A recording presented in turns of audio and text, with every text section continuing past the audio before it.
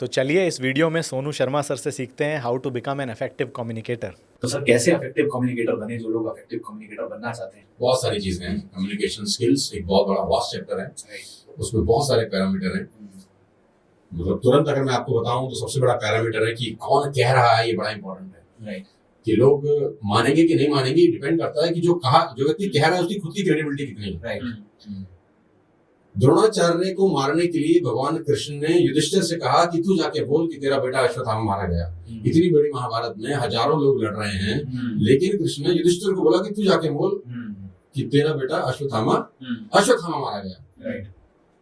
खुद भी नहीं कहा, क्योंकि द्रोणाचार्य को पता था उसको पता था कि मेरी बात पे पता नहीं भरोसा करेगा कि नहीं करेगा। अर्जुन ने भी नहीं कहा, अर्जुन से मतलब किसी से नहीं करवाया। कृष्ण ने कहा युधिष्ठिर को तू जाके कह कि अश्वत्थामा मारा गया। राइट। तो अश्वत्थामा मारा गया ये कृष्ण ने खुद भी नहीं कहा, क्योंकि कृष्ण को ये बात पता थी कि बात मानी जाएगी कि नहीं मानी जाएगी डिपेंड करता है कि कौन कह रहा है। सही बात है। तो कम्युनिकेशन अच्छा होगा कि नहीं उसके लिए ये डिपेंड है कि वो कम्युनिकेशन कर कौन रहा है, क्या कह रहे हो उससे ज्यादा जरूरी है कौन कह रहा है, उसकी खुद की क्रेडिबिलिटी क्या है। भाई मैं खुद शराब पीता हूँ और बेटे को बोलूं शराब नहीं पीनी चाहिए, तो पिता बोलेगा आपकी खुद की क्रेडिबिलिटी नहीं है। सही बात है। तो युधिष्ठिर ने कहा कि अश्वत्थामा मारा गया। अब उनकी क्रेडिबिलिटी इतनी गजब थी ना कि उन्होंने ट्रस्ट किया 2 सेकंड से पहले और सब कुछ छोड़ दिया।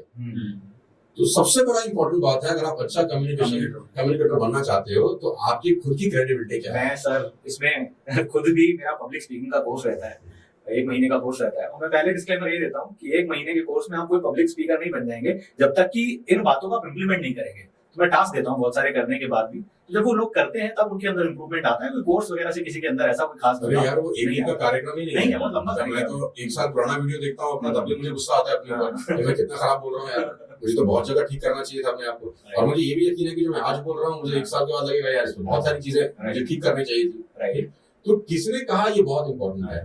दूसरा ये भी इंपॉर्टेंट है कि कहाँ कहा जा रहा है, बात कहाँ कही जा रही है। जो स्थान प्लेस है ना उसका बहुत बड़ा रेलिवेंस है। मान लेते हैं कि मैं एक 22 साल का लड़का होता और मुझे किसी गर्लफ्रेंड को अपनी प्रपोज करना होता है, तो मैं उसको कहाँ कहता है ये बात। 2 जगह है, एक तो मैं कैंडल लाइट डिनर में उसको एक माहौल बनाता, एक बढ़िया मतलब मौसम बनाता और वहां अपनी बात को रखता। एक मैं उसको बोलता चलो शमशान घाट चलते हैं, रास्ते में शमशान घाट पड़ रहा है, यही तुझे कुछ कहता हूँ।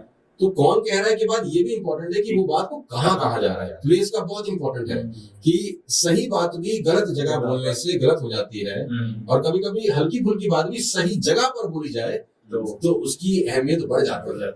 वही बहुत बात है ना, मार्केटिंग में रोज सिखाते हैं कि 20 रुपए की बोतल सड़क पे बिकती है, लेकिन वही बोतल 200 रुपए की बिकती है होटल के अंदर। ये सिखाते हैं ना कोई बहुत सारे लोग है ना। तो जगह का बहुत बड़ा रोल है। तो किसने कहा ये इंपॉर्टेंट है, किस जगह पे कहा ये इंपॉर्टेंट है। तीसरा कि आप अपनी बात किस व्यक्ति से कह रहे हैं, आपको उसके हिसाब से अपनी बात को बोलने आना चाहिए।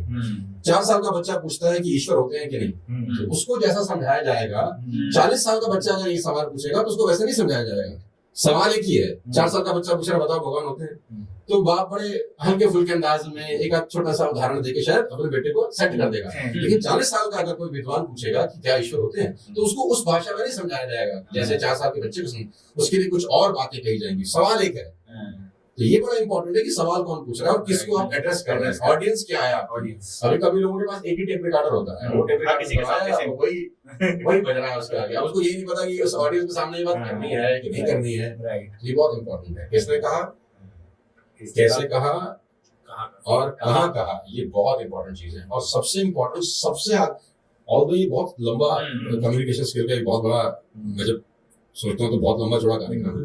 और सबसे इंपॉर्टेंट है कि आपको जब भी कुछ कहना है तो उससे पहले आपको सुनना आना चाहिए। Right, good listener. आप कहोगे कैसे, मतलब बहुत सारे लोग तो सिर्फ इसलिए सुनते हैं कि ये बोलना बंद करे तो मैं अपने टेप रिकॉर्डर बजा दूं। उसको वो क्या कह रहा है वो तो सुन ही रहे है ना। तो एक आदमी ने संता को कहा कि तेरी बेटी 100 माले से गिर गई है, तो उसके गम में वो कूद गया। अरे यार मेरी बेटी 100 माले से गिर गई तो मर चुकी है यार। तो वो खुद भी कोई बहुत ऊपर माले में था, वो कूद गया और आधे रास्ते पे याद आया उसको, अरे मेरी तो कोई बेटी नहीं है। मतलब इतना तुरंत उसने रिएक्ट किया, आधा आगे अरे मेरी तो बेटी नहीं है यार, तो थोड़ा सा और नीचे आया, बोला मेरी तो शादी भी नहीं हुई। तो जब तक नीचे आया तो बोला वो खेल हो गया। अरे भाई तू सुन तो ले यार, Good जब listener. आपको रिप्लाई कर रहा है किसी को, you should listen first and listen very carefully. Right. सामने वाला जो कह रहा है ना, आप उसके बाद ध्यान से सुने, तब आप उसको अच्छे से आंसर कर पाएंगे। ना बहुत सारे लोग हैं जो अच्छे लिसनर ही नहीं है, अच्छे स्पीकर बनना चाहते हैं। कोई भी आदमी अच्छा लिसनर नहीं बनना चाहता, और वो कहते हैं ना कि 2 साल लग जाते हैं ये समझने के लिए कि कैसे बोलना है, पूरी जिंदगी लग जाती है ये समझने के लिए क्या नहीं बोलना है। सही बात है। तो स्पीकिंग तो अपने आप में एक बहुत बहुत बड़ा यूनिवर्स है यार।